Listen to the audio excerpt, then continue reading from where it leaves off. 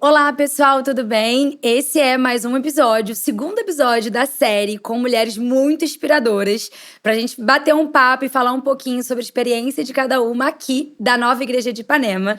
E hoje eu tô com 3 mulheres incríveis aqui comigo, que eu já conheço da história de muitas aqui. E eu queria conversar com vocês sobre esse episódio, que é sobre o desafio de uma espera e do milagre, né? Que é ter um neném, que é ter um filho. E todas aqui somos mães, né? E a gente vai bater um pouquinho papo sobre isso. Espero que você se identifique, que você ouça Deus falando com você também, assim como tá falando com a gente. Eu queria começar falando um pouco de mim, né? Eu sou Luana, sou aqui da Nova Igreja de Ipanema. Eu já perdi uma gestação antes do meu filho Vicente. E eu lembro, né, que um dos desafios quando a gente fala desse milagre, né? É que nesse momento que eu perdi, eu falei: pronto, é o fim, eu não vou mais conseguir engravidar e agora todos eu vou perder. E vem uma série de palavras, assim, né? De acusação ou de medos e de mentiras mesmo, né? Que a gente sabe que vem do inferno pra nossa vida, pra nos desencorajar, né? E eu lembro que esse período de espera meu, né? Foi muito curto, gente. Foi assim, sei lá, acho que 5 meses depois eu tava grávida do Vicente. Mas quem vive os 5 meses é assim, uma eternidade. Hoje em dia eu olho pra trás e falo, gente, foi tão rápido. Mas esse período dos 5 meses, como que foi difícil ouvir um pouco de Deus e tá com o meu coração focado nas verdades, né, de Deus. Que eu ia ser mãe, de que Ele tinha planos pra mim, de que Ele tinha planos bons. Então, logo depois eu engravidei do Vicente, a gente já sabe, ele tá aí, quase 3 anos de idade, ótimo, maravilhoso. E eu acho que a gente na maternidade vive esses medos, né? E não tem o início e o fim. Tem, assim, o medo quando você quer engravidar, o medo quando ele não dorme a noite inteira e você fala: meu Deus do céu, eu nunca mais vou dormir, né? Acho que tem muita mãe aqui com filho recém-nascido, né, Manu? Então, é isso, né? Acho que a gente vive nesse medo constante que a gente não pode deixar dominar a gente, né? Acho que começando com a minha história é isso. E, já conhecendo a história de muitas aqui, eu queria fazer a primeira pergunta pra gente dar início a esse bate-papo pra Carol, que tá aqui do meu lado esquerdo, perguntando pra ela, porque eu já sei um pouco da história dela, né, Carol? A Carol tem uma história aí de um tempo de espera muito maior que o meu, que não foram 5 meses. E, Carol, conta pra gente um pouquinho como é que foi o seu tempo de espera e como é que foi o milagre pra você, de uma maneira completamente diferente do que foi pra mim, né? Eu e Ian, a gente decidiu engravidar no final de 2020. E eu sempre soube que eu tinha alguma coisa a nível fisiológico em mim que os médicos não detectavam. E então eu comecei a orar falando: Deus, eu quero uma gravidez saudável e um filho saudável. E uma semana depois eu comecei a ter crises que me fizeram descobrir problema no coração. Então, de 2020 a gente decidiu engravidar, eu só engravidei em 2024. Nossa. Então foi um período bem grande de espera, de muitos desafios, mas também de muitas experiências com Deus. Então, a partir dessa oração, eu vi Deus realmente operar no sentido de: olha, vou ser fiel com você ao que você está me pedindo. Vou te dar uma gravidez saudável, um filho saudável, mas antes vamos tratar de coisas. Então, ao longo dessa espera, a gente também descobriu uma incompatibilidade entre o meu marido e eu. Então, a nossa filha foi gerada por FIV. E antes dela... Compatibilidade sanguínea? Tipo sanguínea? Conta pra gente um pouquinho. O Ian, ele tem uma translocação no cromossomo. Então, um cromossomo 19, uma perninha, né, daquele X, ela ia parar no cromossomo 7. Não em todos, mas em alguns. E isso fazia com que eu abortasse. Então, na verdade, eu descobri que eu podia até estar engravidando no período, mas logo em seguida eu abortei. Então, não se sabe quantas vezes aconteceu isso, mas aconteceram algumas vezes. E aí, então, a gente, em 2023, a gente começou a frequentar a clínica do doutor e pastor Rodolfo Salvato, que a gente é muito grato. E aí a gente começou a fazer, né, os preparativos para trabalhar meu corpo, para receber o primeiro embrião. Então, eu fiquei grávida em 2024, em fevereiro de 2024, dia 23. Perdi a criança algumas semanas depois. E a gravidez da FIV é uma gravidez muito diferente. Não só pela forma como ela é feita, mas não duram os 9 meses. Na verdade, assim, quando a pessoa engravida naturalmente, ela descobre depois de meses. Então, a gravidez dela, sabendo que está grávida, ela é curta. A minha, eu sei exatamente o segundo que a minha filha entrou em mim. Então, é uma gravidez muito mais longa. E também, quando você retira os óvulos e você sabe, né? Ali já começa todo o Ali já processo, começa o né? processo. Você já começa assim, Exato. caramba, Ela tem que tomar existe. remédio, né? Ela existe, exato. É um processo, assim, comprido. Você tem que...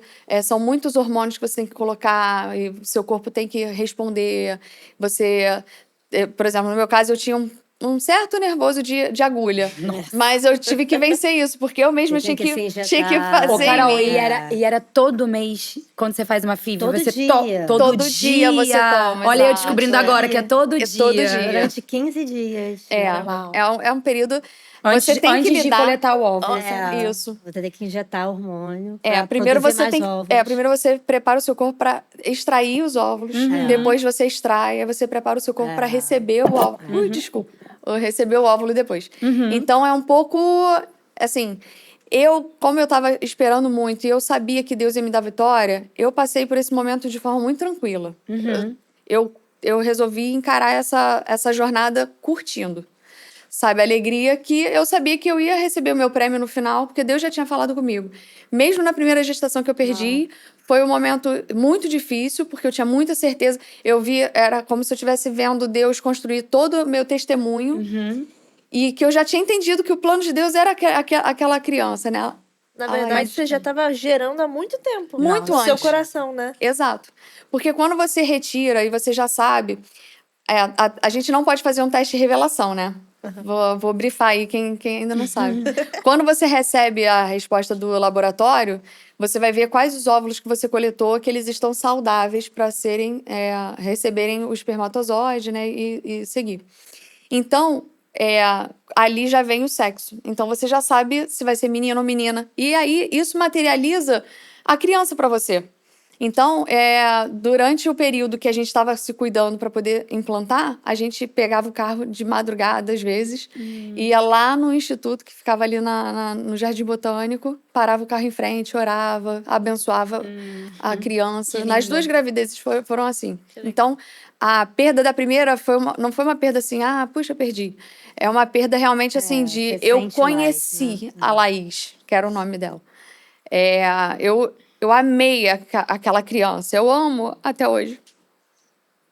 Então, assim, a gravidez da FIV, as pessoas têm um pouco de preconceito, talvez, porque não é natural. É natural para você. É o que Deus teve para você. Então, claro que é natural. E se Deus permitiu que a ciência chegasse ali... Cara, é um milagre de Deus e ponto. Não é um milagre da medicina, não é um milagre de quem descobriu. É um milagre que Deus permitiu. Então, quem tem essa coisa mistificada, desmistifique, Até pela porque... religião, né? Exato. A religiosidade acha que você tá querendo ser Deus, você não tá. Exato, não tá. Por exemplo, tem gente que pode escolher o sexo. Eu pedi pra Deus, eu não quero escolher o sexo. Vão vir lá as crianças que vão ser saudáveis, não quero escolher. Então, Deus me deu todos os meninos, pra eu não ter que escolher, sabe? Então, assim... eu experimentei muito de Deus nesse tempo. E quanto tempo você engravidou, então, da Letícia? Quanto tempo depois da primeira gestação, da primeira implantação, né, que você fez? Eu fiz a primeira implantação em fevereiro e perdi em março. E aí eu demorei a entender o que tinha acontecido e estar pronta para uma próxima. E aí, em setembro, no susto... Em agosto, na verdade, eu menstruei. E aí o doutor Rodolfo falou... Então, já vamos para a próxima ovulação. Aí eu olhei para ele e falei, mas eu acho que eu não tô pronta. Ele, Deus vai te aprontar no caminho. Vambora. Então, no dia 9 de setembro, a gente começou tudo. E aí, no dia 30 de setembro de 2024, eu engravidei da Letícia. E quando você foi implantar de novo? Conta pra gente. Porque, assim, totalmente diferente da sua história. Mas eu lembro que que eu mais senti de pressão quando eu tentei engravidar de novo, né? E eu acho que tem todo o nervosismo de uma pessoa que tenta naturalmente, que aí dizem, tem alguns estudos até que provam, né? Que quando você tenta e você tá tão tenso com aquilo e quer tanto aquilo, isso é até um impeditivo pra você de fato conseguir engravidar. Mas assim, é inevitável de eu não falar do medo. Você sentiu, Carol? O que você sentiu entre essa primeira e a segunda implantação? A primeira, eu tava muito no automático. Eu fui só seguindo as coisas. E quando eu perdi, eu senti muito a perda mesmo, assim. O meu luto foi muito forte. E as minhas questões com Deus também. Então, durante esse período, Deus teve que tratar muito no meu coração sobre por que tava doendo, o que ficou mal Uau. resolvido. E a decepção, na verdade, foi que eu tentei entender o que tinha acontecido com Deus. E Deus tinha um plano maior, né? Quem me ajudou muito né, nesse período foi meu pai, porque quando eu contei pra ele, pai, olha, perdi. Todo mundo chorou, né, quando eu contei, mas o meu pai foi o único que falou assim: tá bom, você perdeu. Vamos nos alegrar, vamos orar pela Laís, agradecendo a vida dela. E aí, eu olhei pra ele e falei: mas pai, tá doendo muito. E ele falou assim: mas ela cumpriu o propósito que Deus tinha. Ela abriu sua madre. Isso significa que a próxima, teu corpo vai estar pronto, mais pronto para receber e gerar uma vida. Não quer dizer que a Laís veio à toa. Que a Laís, ela ficou o tempo que ela tinha que ficar aqui. E olha, quando a gente estiver lá no céu, ela vai estar com a gente vai conhecer a Laís. E isso calou muito no meu coração, porque o propósito da Laís foi realmente esse, de abrir a minha madre, né? Como dizem. Como disse seu pai. Como dizem os antigos falam isso, né? Então, no período que a gente decidiu implantar de novo, eu lembro que o texto que Deus me deu foi sobre oferecer Isaac, né? E aí Deus falou: olha, você só vai estar pronta quando você me der o Isaac. E aí, antes da implantação, eu lembro que eu me ajoelhei dentro do meu closet e falei: Deus, eu sacrifico esse próximo bebê. Se não vingar, eu prometo pra você que eu não vou ficar triste como eu fiquei na primeira. Eu vou ficar tão alegre quanto eu tô agora. Pela gratidão por tudo. Eu sei que o Senhor tem planos e etc. E então, quando eu fui fazer a implantação da Letícia, eu fui numa segurança, numa paz muito maior do que até a da primeira. Na primeira, acho que eu fui muito no automático, não refleti tanto, sabe? Só seguir. Nesse eu fui muito consciente, eu tava ali, cara, sabendo que Deus estava operando o milagre dele. E é muito lindo assim, né, Carol? Porque na sua história, né, ouvindo até de novo agora, tô até surpresa de algumas coisas que eu nem sabia no detalhe, né? Que é isso, o detalhe só a gente sabe, né? Que a gente vive ali. E que você o tempo todo, né, precisou ouvir e parar e ouvir a voz de Deus. Parar e entender, Deus, o que é esse tempo? Por que tá acontecendo isso? O que você tem pra cá? O que tá acontecendo? Então, é uma constante caminhada, né? Então, não tem um Deus que falou em 2020 e que com as mesmas palavras te sustentou até o nascimento da Letícia, até realmente essa gravidez desenvolveu, acho que também gera um relacionamento com Deus, né? E, assim, experiências que a gente vai ouvindo Deus falar como um processo, né? E cada hora ele fala uma coisa nova. Lu, enquanto a Carol tava falando, eu comecei a pensar que toda a nossa fé é baseada num pai que deu o próprio filho, né? Em favor de nós. Então, pensa na profundidade, assim, que vocês sentiram, assim, né? De passar por isso. De alguma forma, se conectar em profundidade com Deus, sabe? Com certeza. Nesse sentido. Com certeza. Verdade. E assim, não entrando. História da Letícia é linda, a Letícia tá aí com Vai fazer 4 meses. Próxima E também semana. temos uma outra mamãe aqui, a Aline, do ladinho da Carol, que também tem um milagre, um bebê de 4 meses, 4 por coincidência. E Aline, conta um pouquinho pra gente que a Aline também, gente, tem uma história de FIV, mas completamente diferente da Carol. E Aline, a gente queria ouvir um pouquinho mais de você. Acho que durante que a Carol foi falando, com certeza, bateu muita identificação com os sentimentos, com os processos. Mas conta pra gente a sua experiência. Bom, a minha experiência é um pouco diferente, porque assim, se perguntarem pra mim, você quanto tempo você esperou pra engravidar? Eu sempre tive isso em mim. Eu tinha, sabe, assim, era uma promessa de Deus. Eu sabia que ia ser mãe. Por mais que eu tenha buscado, às vezes, caminhos mais demorados, eu foquei na minha vida profissional, então eu demorei mais um pouco pra, sabe? Mas eu queria isso, eu sempre quis, eu sempre tive essa certeza no meu coração. Não sei de onde veio, eu sei, né, de Deus. isso. Mas a gente fica pensando, Aline, como você. Eu sentia isso, sabe? E aí, ao mesmo tempo que eu tinha essa promessa, eu também estava muito segura. E às vezes assim, não, agora eu vou adiar mais um pouco, sabe? Eu vou esperar mais um pouco. E fui fazendo assim, né? E quando eu decidi mesmo engravidar, até por conta disso eu congelei meus óvulos, porque eu sabia que eu já estava passando uma idade fértil, né? E quando eu decidi engravidar, eu descobri que eu tinha um mioma no útero, que eu precisava fazer uma cirurgia antes de engravidar, porque senão tinha muito risco de não correr, de não conseguir engravidar, ou então correr um risco da gravidez. Aí eu fiz a cirurgia, que é uma cirurgia assim difícil, porque era uma cirurgia mesmo, como se fosse uma cesárea, sabe? Enfim, eu fiz essa cirurgia para preparar toda a minha condição para engravidar. E aí, quando eu falei, agora vamos, porque eu fiz a cirurgia, esperei o tempo Agora adequado, vai. veio a pandemia, em 2020. Aí eu falei, não vou engravidar nesse momento, né? Todo mundo assim, Todo mundo tá, na verdade, receoso de viver, né? De viver. Além do mais, a gente não sabe a consequência para uma gravidez. Aí adiei. Aí foram 2 anos, né? Eu já não tinha tanto tempo. Gente, vocês começaram a tentar pensar na em mesma 2000, data, né? exatamente, 2020 as duas. Eu lembro, assim, exatamente. Era final de 2019, início de 2020, fiz todos os exames. Aí, quando eu ia realmente fazer, eu já estava na minha ideia de fazer mesmo a FIV, porque eu tinha congelado os ovos. Eu já estava com mais de 40, a gente sabe dos riscos, né? Então, assim, eu tenho ovos estava congelados. preparada para isso. Eu vou partir para a FIV mesmo. Legal. E aí, quando eu ia fazer, veio a pandemia, suspendi tudo, adiei, esperei passar. Aí, quando foi em 2023, eu voltei a pensar. Aí, quando eu voltei a pensar, eu procurei a médica, né? Que eu tinha já iniciado todo o processo. E aí, ela falou, Aline... Aí, repetiu os exames, a gente falou 3 anos. Ela, Aline, olha, os miomas voltaram. Meu Tá? Deus. Então, acho muito difícil. De novo, você tem que fazer uma outra cirurgia. Aí, eu já E fiquei... você já pensou assim, nossa, eu fiz aquela cirurgia pra me preparar. Não, Vou e ter é uma cirurgia, passar assim, de novo. por mais que o mioma seja uma coisa simples. Simples, não é uma cirurgia que todo mundo fala assim, nossa, não tem jeito, você não vai conseguir, né? Mas é uma cirurgia, assim, delicada. Invasiva, né? Para, assim, o útero. Você corre um risco de perder o útero. Sim. Sabe? E aí eu falei, nossa, de novo?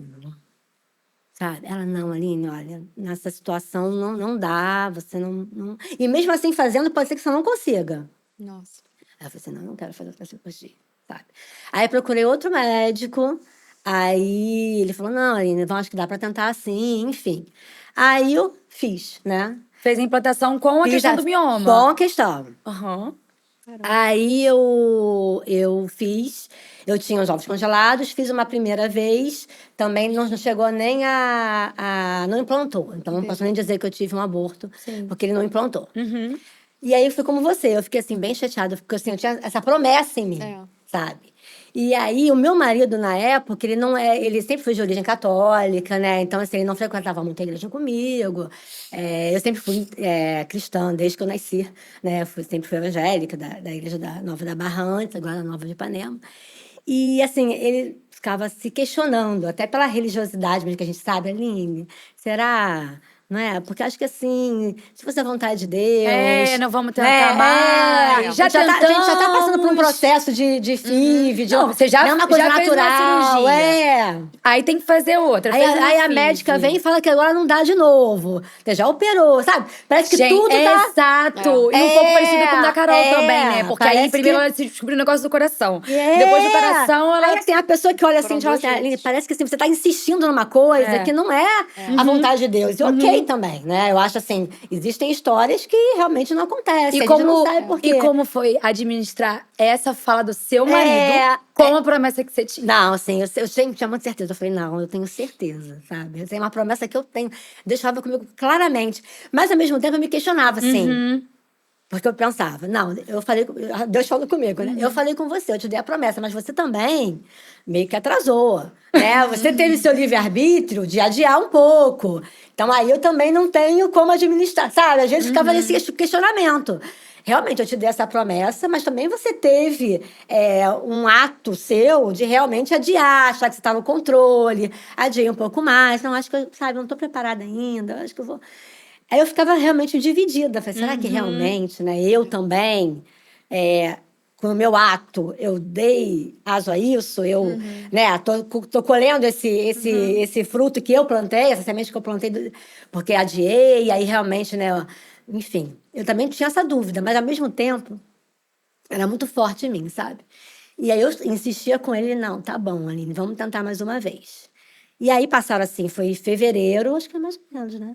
De 2024. Gente, Igualzinho. elas têm uma história assim, Foi no em mesmo fevereiro de time. 2024. Aí eu procurei um outro médico, porque como aquele não Sim. deu certo, eu procurei um outro médico. E aí eu fui fazer todos os exames de novo, porque assim, o pior é isso, né, gente? Você essa fica parte é chata. exausta. Sabe? Você fica exausta, você cansa. Realmente você se questiona, gente, será que Deus realmente tem isso pra mim? Porque Você se é um queixona de desgaste quanto emocional, desgaste não é só você o tem que físico, é ter. emocional, é um desgaste. Aí, quando eu fui fazer com outros exames, eu vi que apareceu um outro mioma. Só que esse na cavidade, sabe? Interna, a cavidade eu tenho assim, dentro do útero. E esse eu precisava realmente retirar. E aí, não foi bem na cavidade, era meio assim, meio pra fora, enfim, no caminho lá. E aí eu comecei a me questionar, de repente foi isso que não deu certo da outra vez, porque tinha o médico anterior, não viu. E esse precisava retirar, mas é mais simples, é por vídeo, né? Uma cirurgia grande.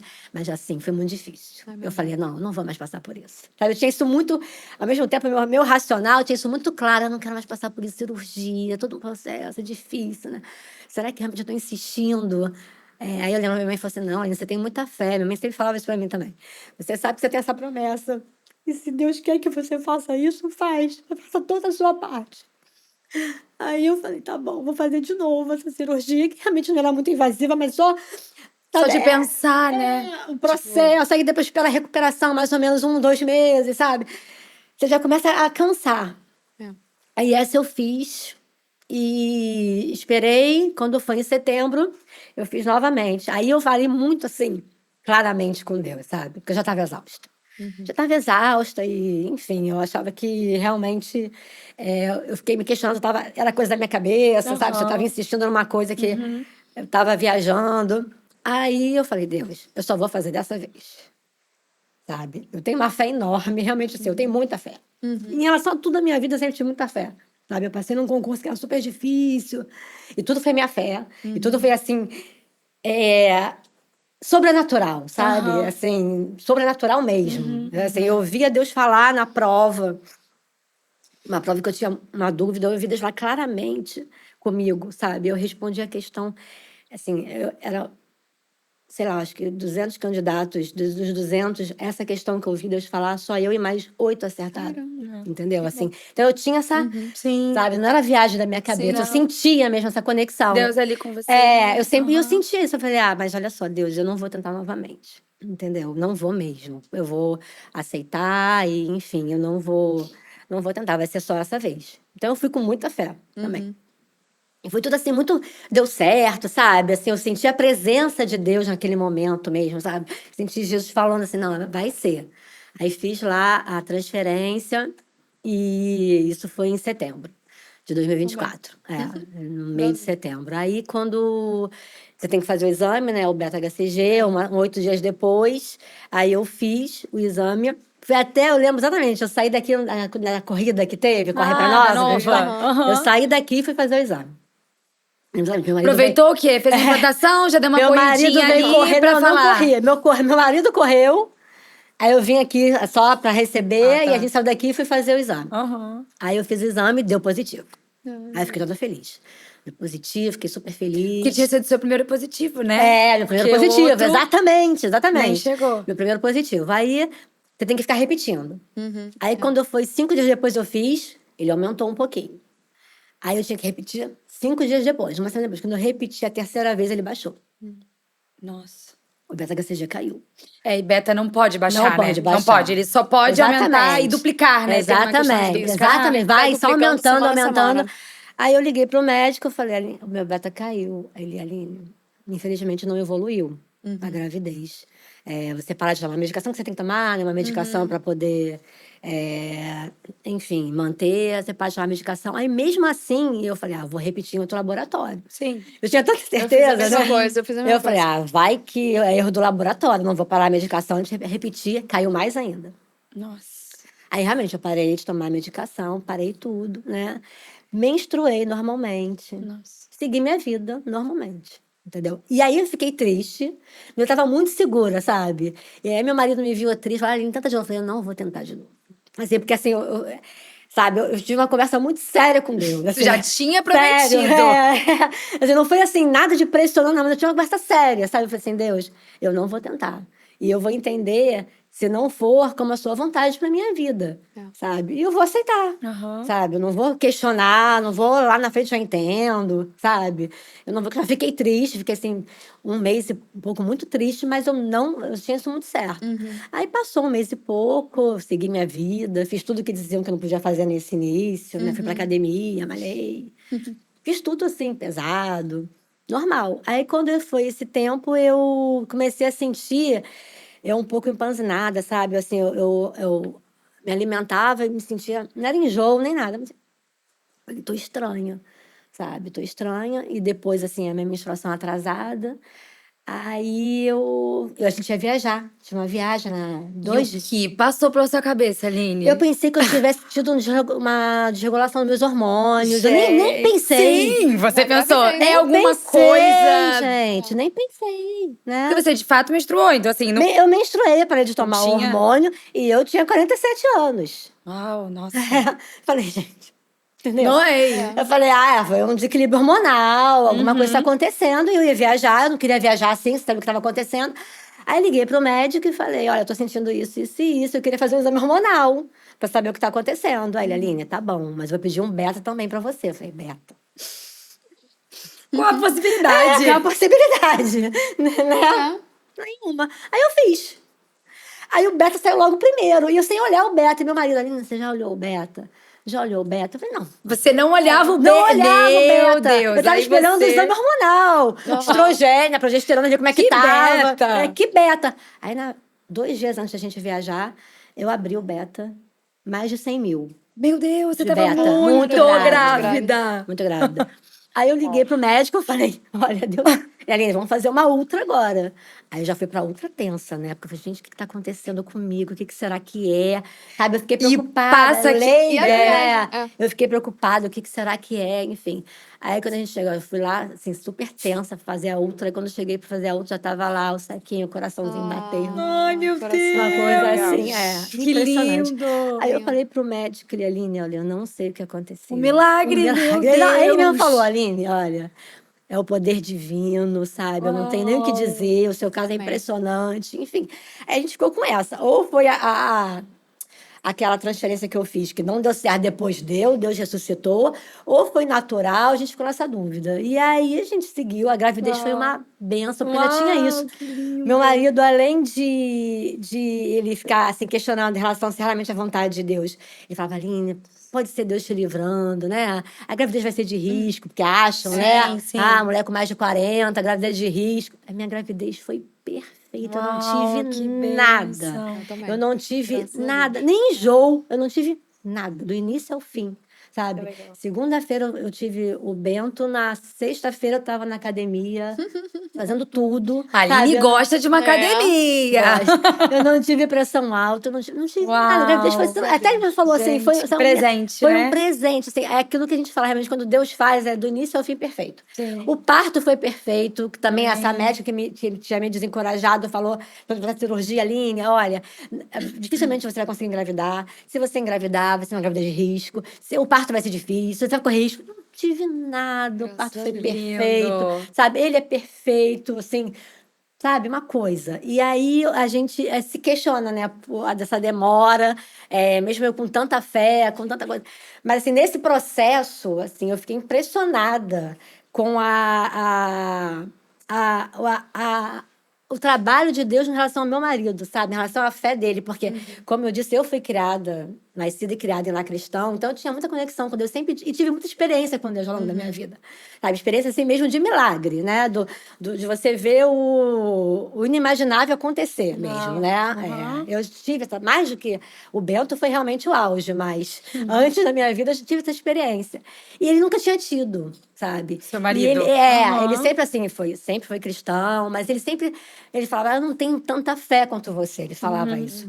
E ele falava, eu acho que Deus não vai atender porque eu não tenho tanta fé quanto você, sabe? Eu não consigo achar que Deus, com tanta coisa mais importante, tipo assim, as pessoas com câncer, né, para curar, vai olhar para essa questão que, mal ou bem, a gente adiou mesmo, a gente, né, teve uma responsabilidade em trazer essa dificuldade, não foi uma coisa que aconteceu, né? Ele tinha esse questionamento, ele não tinha tido nenhuma experiência assim com Deus dessa forma, de milagre, ele precisava dessa experiência. Foi com ele? Nossa, assim, a fé dele hoje em dia é outra, completamente. Então, hoje eu penso que, assim, tudo isso que aconteceu era Deus querendo trabalhar mais na vida dele, sabe? Hoje, assim, ele não tem como questionar, sabe? Ele fala, nossa, realmente não tem como a gente, porque eu contando pode a pessoa não acreditar, mas, gente, é um milagre enorme, assim. É isso. Porque é toda a situação, né? Não é só uma pessoa com mais de 40 engravidando.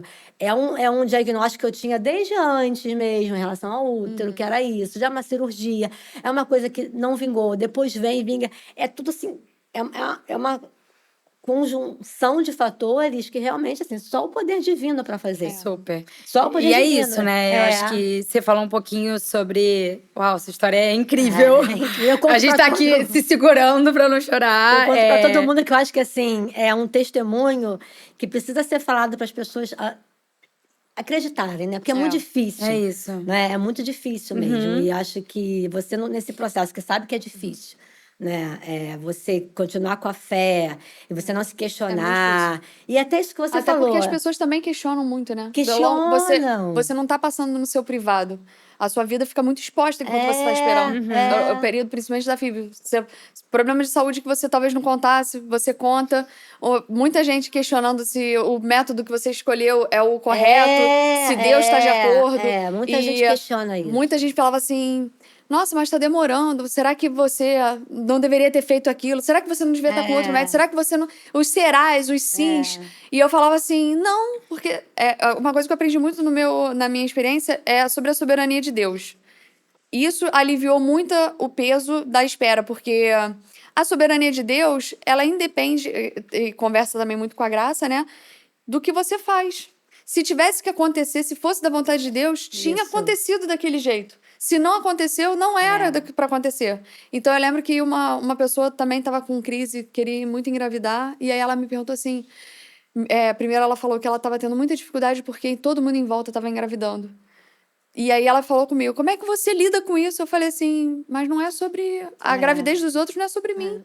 É sobre a história que Deus tinha pra ela.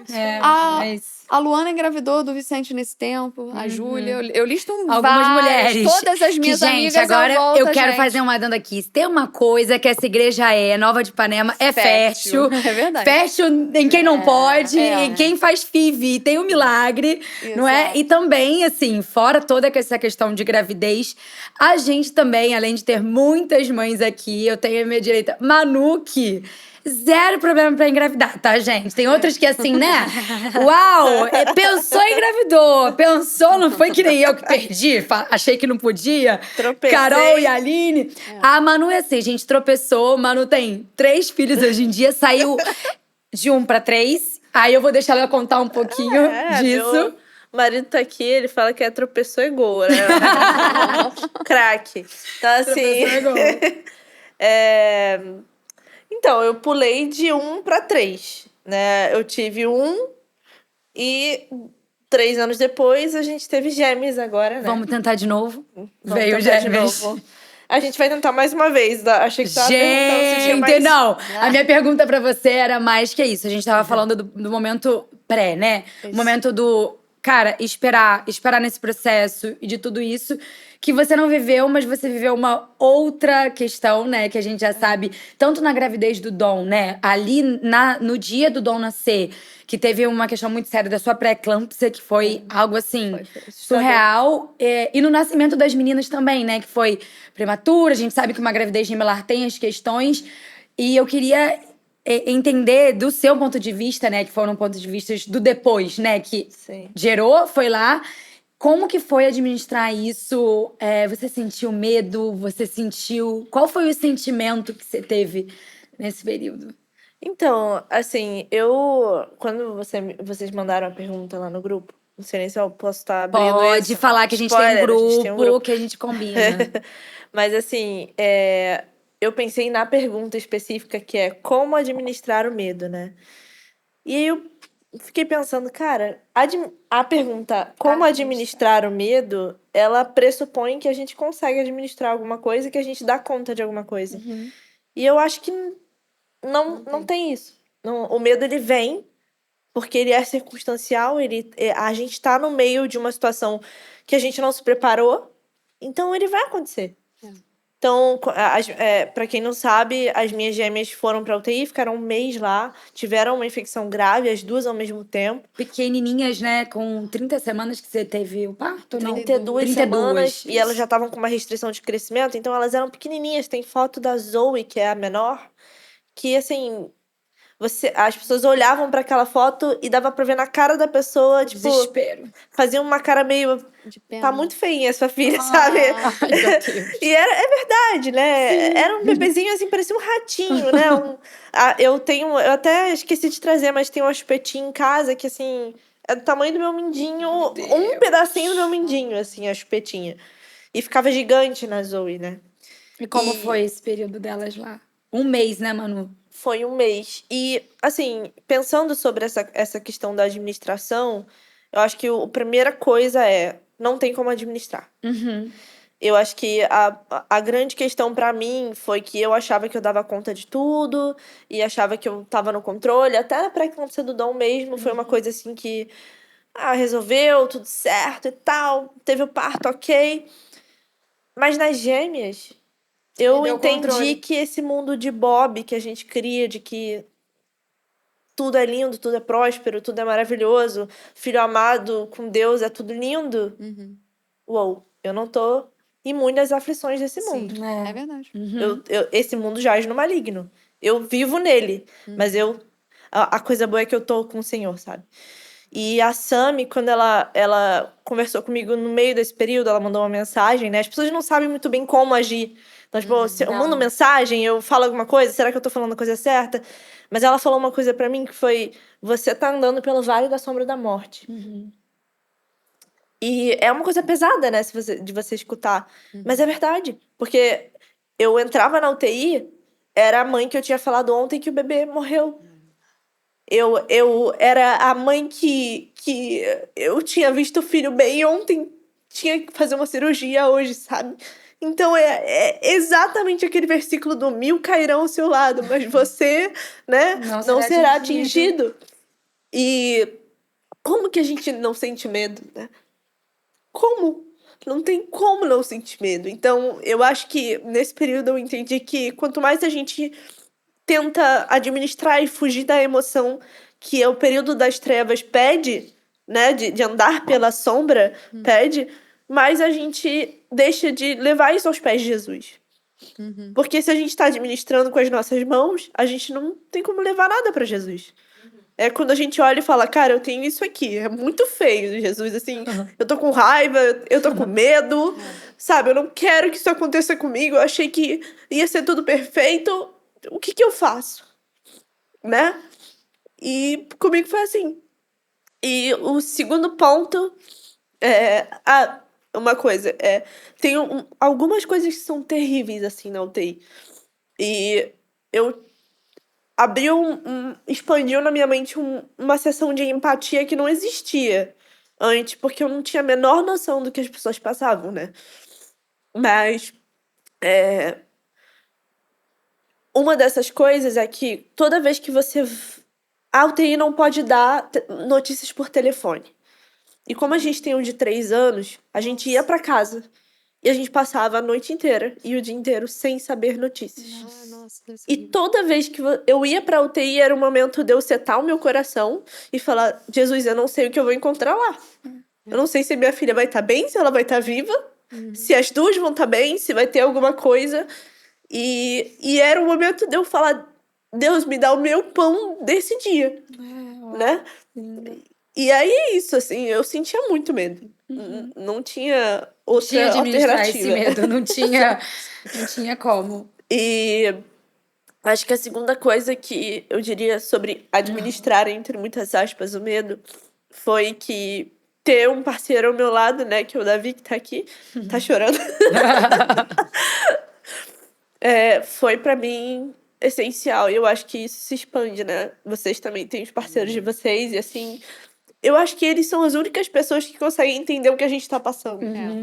Porque eles também Parece estão que sente um perdendo pouco um junto, filho. né? Eu lembro que quando eu perdi a primeira gravidez, né? Eu tive muito esse sentimento de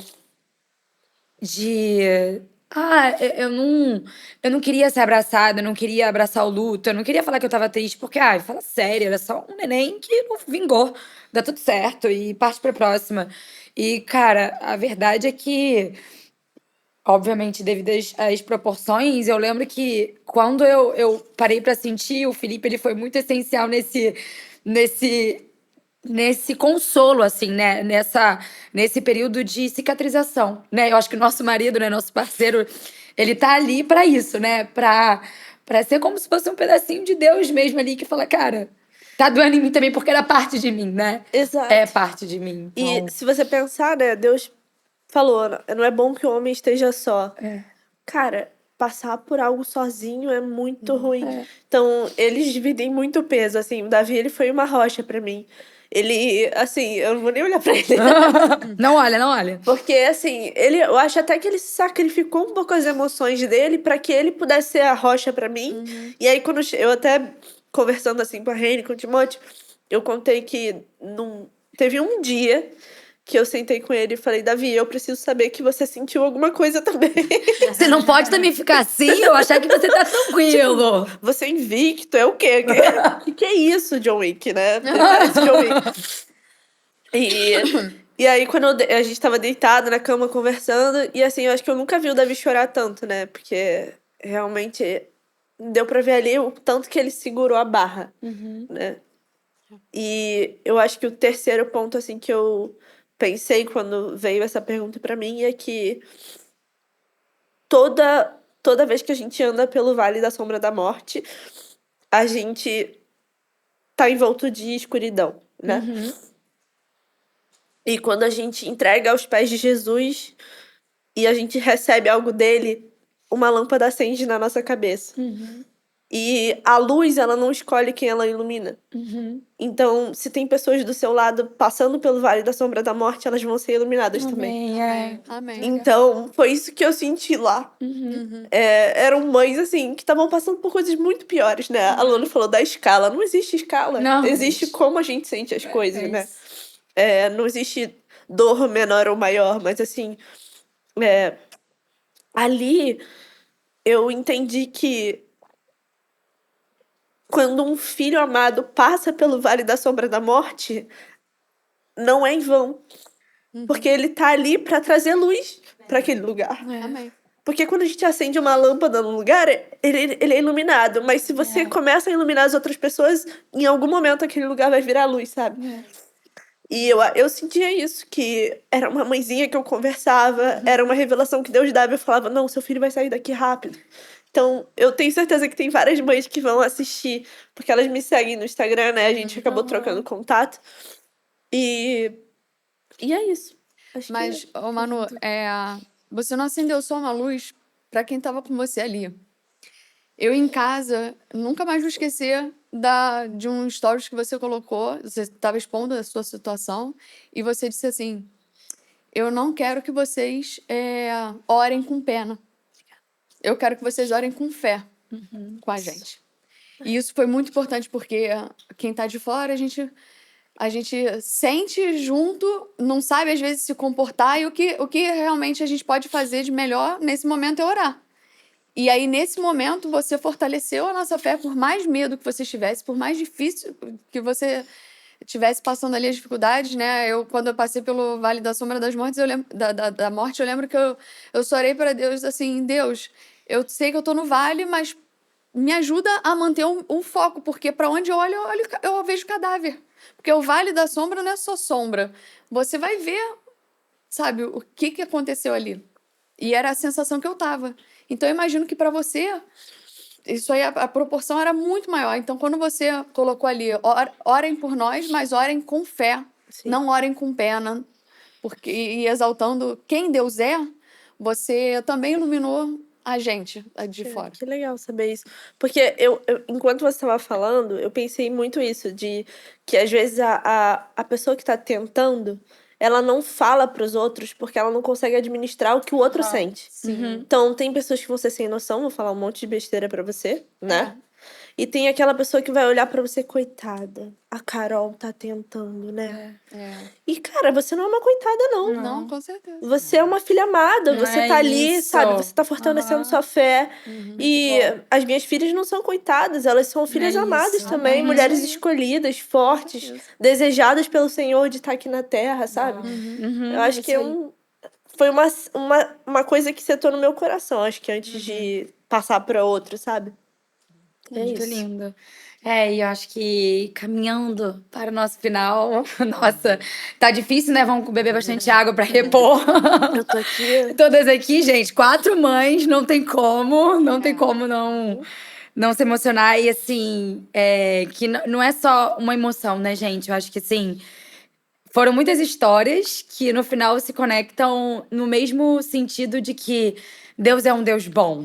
Ele continua sendo bom, ele permanece sendo bom. Ele foi bom no período de uma FIV negativa, ele foi bom quando um milagre aconteceu na vida da Aline e da Carol, ou um bebê ressuscitar, ou ela engravidar naturalmente com 47 anos. Ele é bom quando eu consegui engravidar de novo, quando a Manu tava passando pelo Vale da Sombra da Morte. Só um detalhe, né? Luana, assim, sem cortar o seu Não, final. super pode. Mas é que o meu marido até falava isso pra mim. Aline, se fosse a vontade de Deus, ele faria.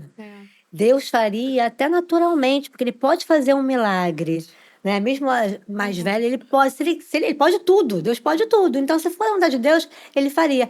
E aí, voltando a essa história, né? Depois que o Bento nasceu, a médica realmente acha que foi natural, não foi aquela transferência que eu fiz. E acho assim, Deus foi tão assim, perfeito, óbvio que ele é perfeito, mas foi tão cuidadoso que até nisso ele meio que honrou a fé do meu marido e se provou mais ainda para ele, porque realmente ele precisava até que fosse natural para assim ser um milagre maior. Já seria um milagre se aquela transferência tivesse dado certo depois de tudo, o hormônio cair, enfim. Mas ele falou essa frase, eu lembro disso. Aline, se Deus pode tudo, ele pode até naturalmente, sabe? E aí acho que Deus foi assim. E eu falei, gente, realmente assim, é inacreditável. Não é isso. Só quem vive é que consegue entender o nível do milagre. Assim. Verdade. Não, e é isso. Eu acho que na sua fala, na fala da Manu, da Carol, me marcou muito que é isso, né? Um Deus que transforma todo mal em bem. A gente sabe que ele é um Deus disso, né? Ele é especialista nisso. É o mal de uma UTI pro bem de outras mães que estão ali, que foram abençoadas de uma fé do seu marido, que viveu algo que mudou a vida dele pra sempre, né? Então, esse é o nosso Deus, né? Então, você que tá ouvindo a gente aí também, você que é mãe ou ainda não é, obrigada por participar com a gente desse bate-papo, dessa conversa aqui com mães incríveis. Eu espero que você tenha sido abençoada, assim como eu fui. Fui muito pela vida de vocês, por esse bate-papo. Muito obrigada. E a gente se vê no próximo episódio. Deixa aqui seu comentário também. Se você quiser falar um pouco da sua experiência aqui nos comentários, pode falar. Você também pode vir na Nova Igreja de Ipanema. Estamos aqui para te receber. E nos vemos no próximo episódio. Tchau, tchau. Tchau, tchau.